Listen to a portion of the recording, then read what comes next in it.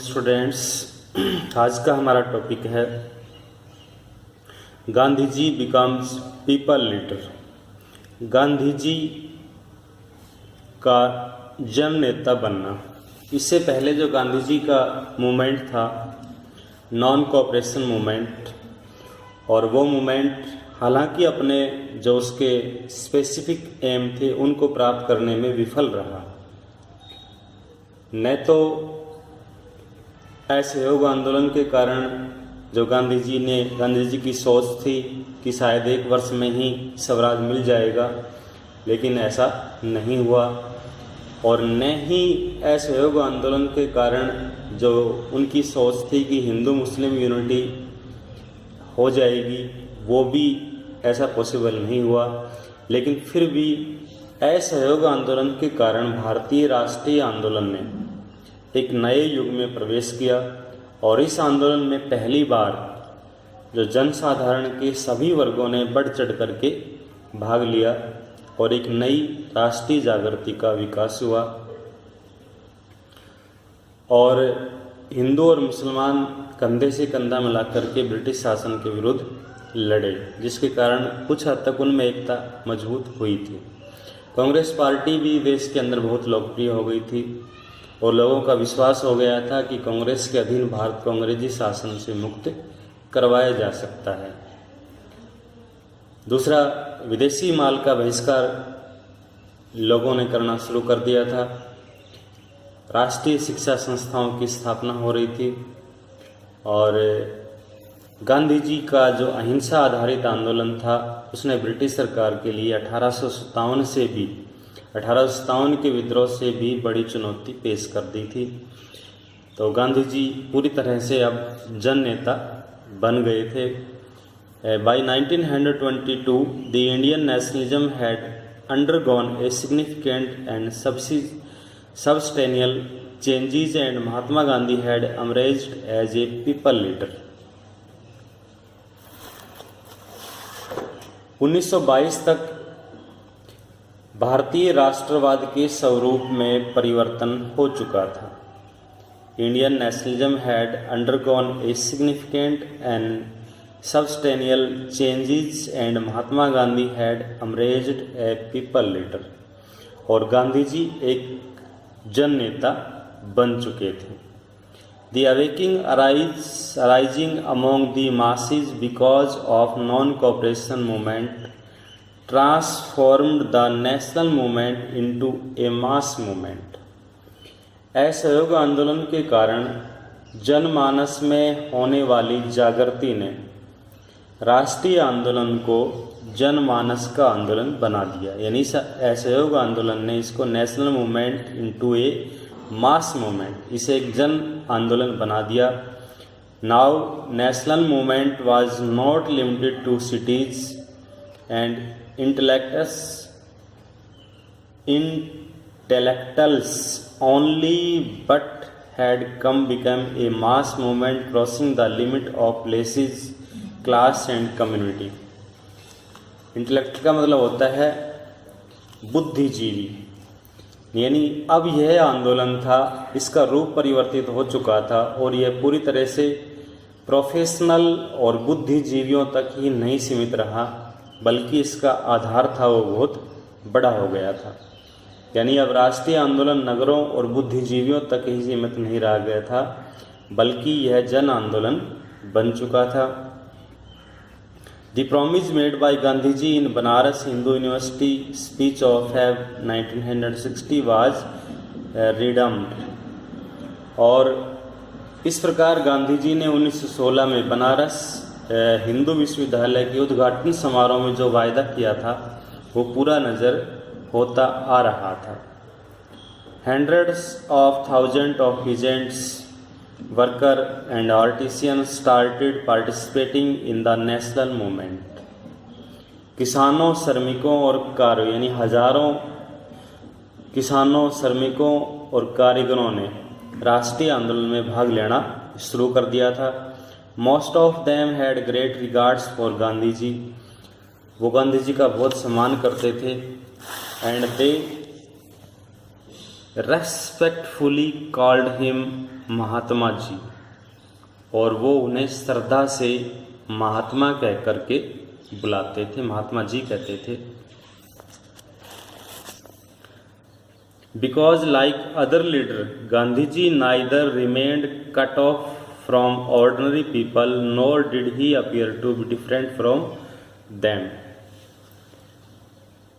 सामान्य जन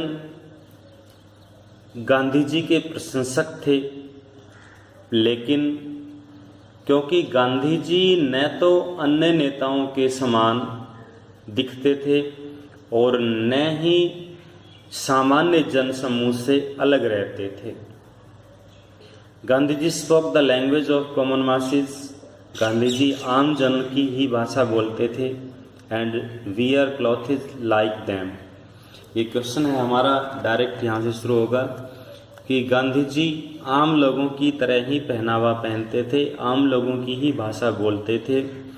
इन this way because of these similarity Gandhi ji would come very close to common folk. और इसीलिए गांधी जी समानुभूति होने के कारण ये कॉमन मासेज के साथ, कॉमन समूह जो होता था उसके साथ उनका तालमेल बैठ जाता था। The identify of Gandhiji with common masses could particularly be reflected in his dress. सामान्य जनों के साथ गांधी जी की पहचान दिखती थी उनके पहनावे में, रिफ्लेक्टेड इन हिज ड्रेस, उनके पहनावे में नजर आती थी। It is worth mentioning that other nationalist leader would formally dress themselves in a suit of Western style और एन इंडियन बंद गला। अन्य राष्ट्रवादी जो नेता थे वो पाश्चात्य यानी फॉरेन शैली के सूट अथवा भारतीय बंद गला जैसे औपचारिक वस्त्रों को धारण करते थे, लेकिन Gandhi ji but the dress of Gandhi ji was much too simple. लेकिन गांधी जी की ड्रेस थी वो बहुत साधारण होती थी। He would go among the common masses in a very simple dhoti. वो आम लोगों में केवल एक धोती पहन कर जाते थे। In 1921 during his visit to south India he got his head shaved and started wearing cotton clothes in order to identify himself with the poor. Gandhi ji जब दक्षिण अफ्रीका में गए थे तो उन्होंने अपना वहाँ पे सिर मुंडवा लिया था और गरीबों के साथ तालमेल स्थापित करने के लिए वो धोती पहनने लग गए। He would spend some of his time daily in spinning the wheel। वो अपना जो कुछ समय था वो चरखा काटने में, चरखा चलाने में व्यतीत करते थे। Undoubtedly, Gandhiji with spinning wheel had become the most regular identity of nationalism। निसंदेह चरखे के साथ गांधी जी भारतीय राष्ट्रवाद की सर्वाधिक स्थायी पहचान बन गए थे और उनकी फोटो में भी ये दिखाई देता है, चरखे के साथ वो अपना समय बिता रहे हैं।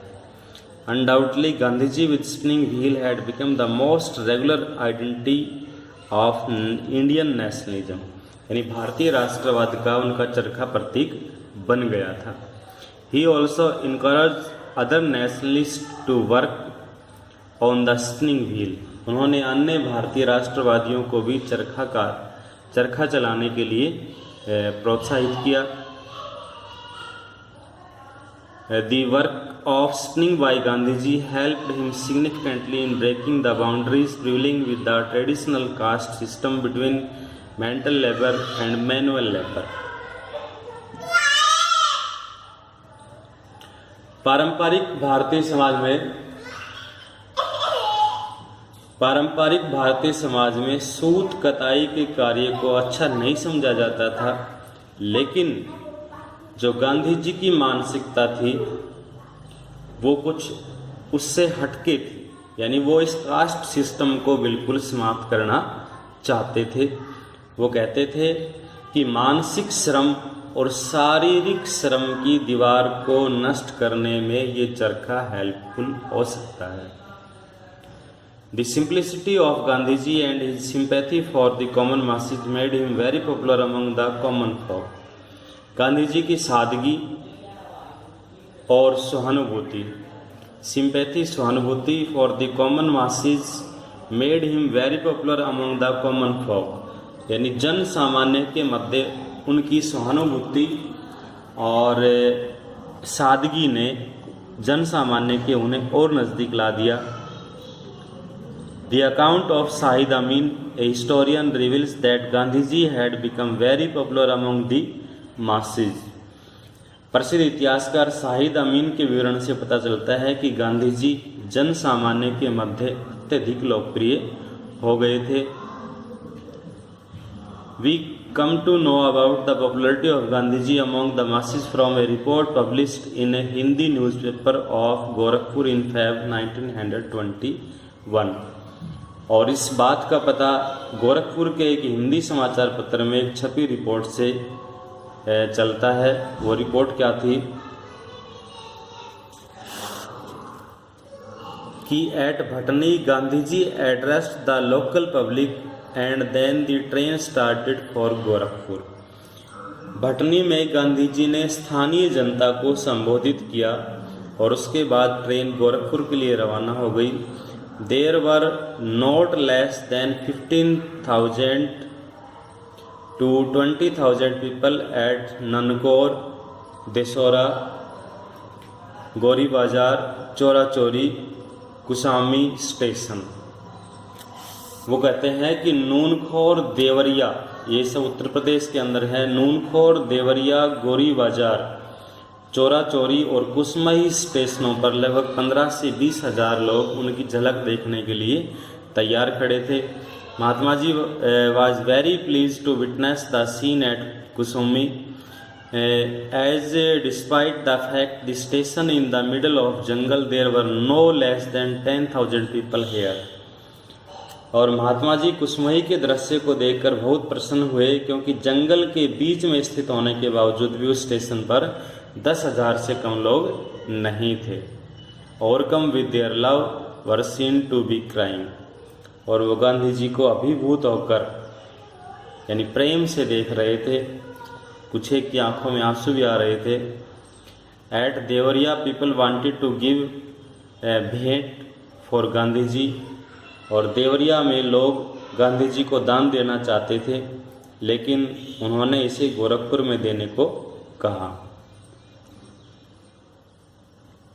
But at Chaura Chauri one Marwari gentleman managed to hand over something to him. और चोरा चोरी में एक मारवाड़ी सज्जन ने किसी तरह उन्हें कुछ दे दिया, और उसके बाद ये क्रम रुका नहीं। A seat was separate and currency notes and coin started raining, और शीघ्र ही गांधी जी ने एक चद्दर बिछा दी और उस पर रुपया और सिक्कों की बरसात होने लगी।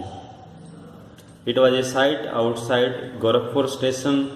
The Mahatma was stood on a high carriage and people had a good darshan of him for a couple of minutes.